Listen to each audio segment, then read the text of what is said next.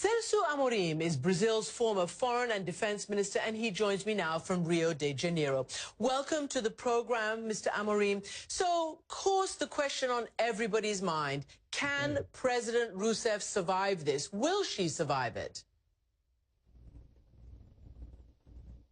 Well, I hope so, and I'm very confident that she will, but you never know. I mean, Congress is very divided. Opposition is very strong with big support of the media in Brazil. But let us see. I think the defense was very well presented. I think it was very clear that she committed no crime, certainly no responsibility crime, as they are called in our Constitution, and there is no reason for her to be impeached. But it will be up to the Congress to judge, but I'm confident. Okay, so she is not touched by the Petrobras scandal. She's not being accused in that. But they are saying that there's tricky accounting that dealt with the budget and all of that. Why do you think Congress is saying that is an impeachable offense? Does it really measure up to the level of an impeachable offense? I mean, I ask you because many foreign observers don't believe so. Well, personally, I don't believe either. Of course, I don't want to be disrespectful to the Brazilian Congress because it's part of our democracy. But I think in this case, a great number of them are following a wrong track. I mean, most of them never accepted President Lula. Them and the Brazilian elite, the ruling elite, never accepted Lula, a metal worker, as president.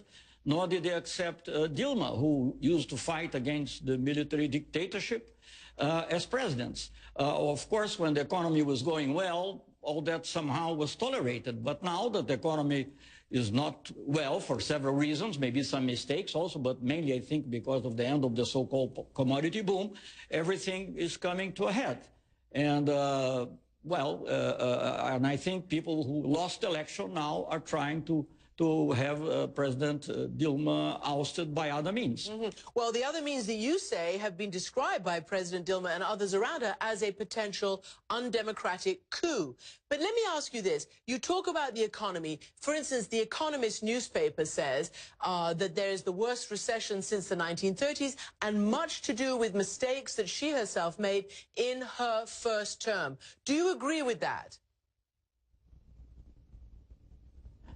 Well, I think there are a combination of things, but certainly the end of first the crisis, that Brazil at the time was one of the countries that got better out of the crisis, but maybe some measures that were taken then and maybe 1 or 2 years afterwards should have been changed.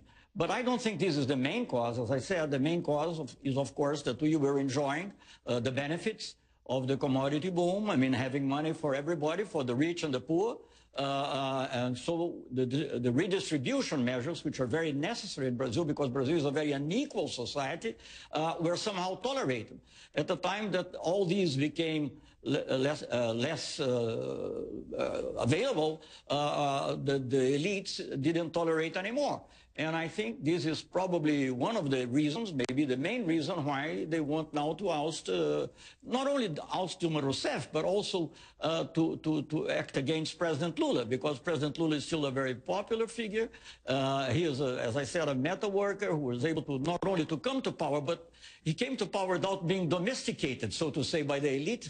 He conducted social reform, a very active foreign policy in which I was involved, I must say. And I think many of the things that he did, like talking to Cubans and talking to Iranians, didn't please. Okay. Of course, when President Obama talked to the Cubans and talked to the Iranians, he's very applauded. But, you know, that does not mean that wrong things were not done at another level. Sorry to interrupt you. Wrong things. Let me ask you about this, because obviously a lot of Brazilians and others go. No, let me just ask you this. No, let me ask you, sir. President Rousseff asked President Lula to be her chief of staff, and a conversation was leaked by the court, by the prosecutors. You know, there are a lot of people who say, despite all of this, even though she's not touched by the Petrobras scandal, asking Lula to be chief of staff was a backhanded way of trying to protect him from prosecution and was a step too far. I mean, do you agree that that's the case? It was a step too far? Well, I don't think this is, anyway, speaking personally, I don't think this is really the main reason. I think the thought that Lula should come back somehow to help the government because he has a big capacity for policy maneuvering and dealing with all the different sectors. Because you have to see the political system in Brazil is a very difficult one because you normally have one party, and now it was the PT, and the Workers' Party, in the past was another party, but they have to deal with parties that only exist in order to make deals. And I think this is the very difficult thing to do.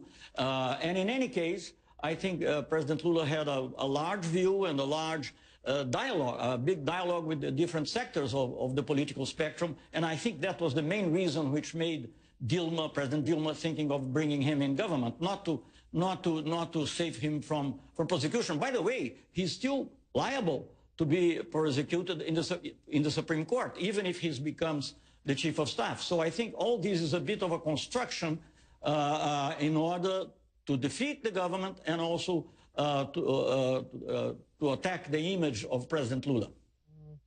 Well, there's so many questions still to be asked, and we will continue to watch this develop. Thank you so much for joining us.